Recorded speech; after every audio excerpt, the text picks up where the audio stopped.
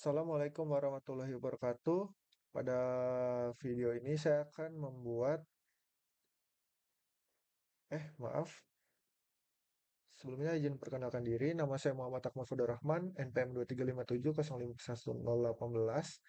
Jadi pada kali ini saya akan membuat video penjelasan mengenai materi pertemuan 10, di mana alasan membuat video penjelasan ini karena untuk menggantikan absensi di pertemuan 10 saya yang saya tidak hadir. Oke, di mana pertemuan 10 ini membahas MongoDB. Oke, di sini ada pengertian MongoDB, di mana MongoDB itu eh, database NoSQL yang berbasis dokumen yang menyimpan data dalam format seperti JSON. Dan MongoDB tidak menggunakan tabel dan memiliki struktur data yang fleksibel. Lalu sehingga datanya bisa memiliki format yang berbeda dalam satu collection. Lalu MongoDB juga cocok digunakan untuk aplikasi modern seperti web, mobile, dan big data karena fleksibel, scalable, dan efisien dalam mengelola data yang dinamis. Lalu untuk konsep dasar MongoDB seperti ini, yang pertama database, di mana sebagai tempat penyimpanan collection, lalu collection sebagai tempat kumpulan dokumen, contohnya seperti mahasiswa, lalu dokumen di mana data dalam format JSON atau BSON, seperti ini contohnya ada kurung kurawal, terus nama, variabel umur, variabel jurusan. Lalu kelebihannya tidak perlu skema tetap atau fleksibel yang bisa beda struktur antar data.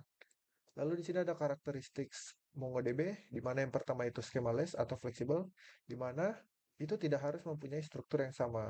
Lalu yang kedua berbasis dokumen, JSON atau BSON, sehingga mudah dipahami karena mirip objek di programming.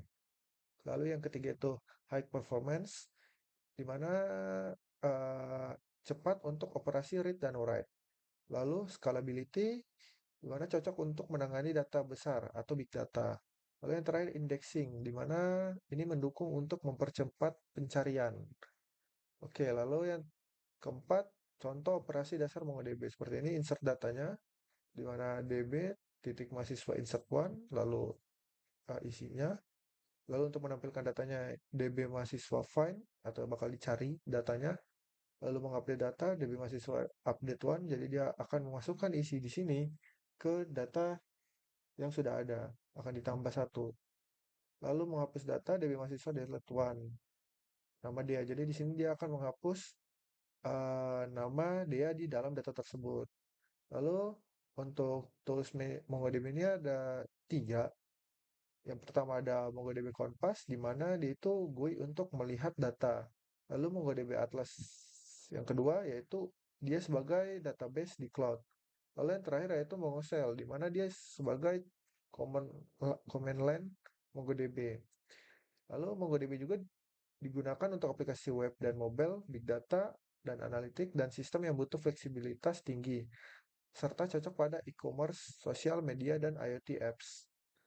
Oke, mungkin segitu saja penjelasan saya mengenai MongoDB. Saya akhiri. Wassalamualaikum warahmatullahi wabarakatuh.